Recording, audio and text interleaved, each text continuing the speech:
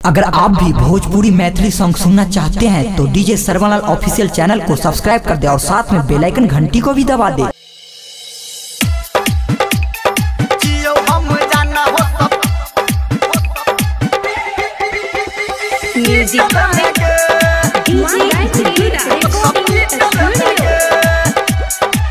ये हम कहो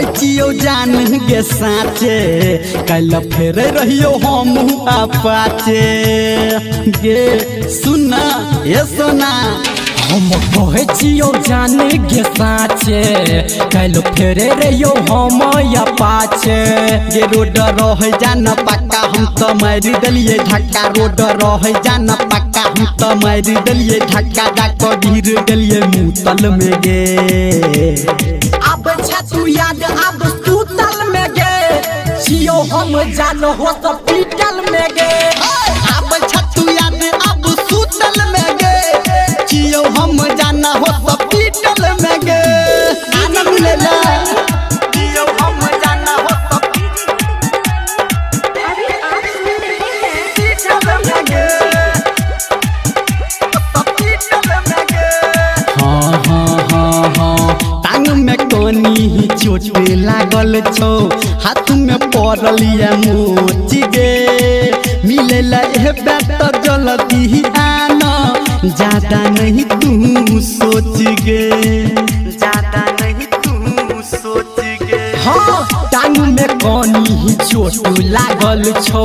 हाथ में पड़लिया मोच गे मिले ए बेट जल्दी आना ज्यादा नहीं तू सोच गे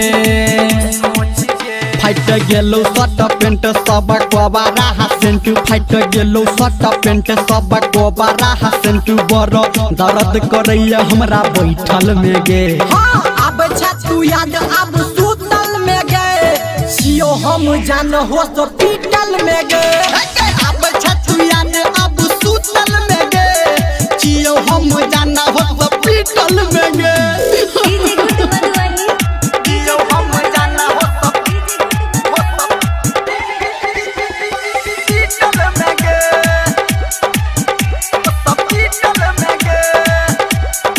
गाड़ी के चक्का हटालू भगेल हे खूबे खर्चा गे डॉक्टर साहब सुइया दिलकै ओकरो दिलकै पर्चा गे ओकरो दिलकै पर्चा गे हाँ गाड़ी के चक्का हटालू भगेल हे खूबे खर्चा गे डॉक्टर साहब सुइया दिलकै ओकरो दिलकै पर्चा गे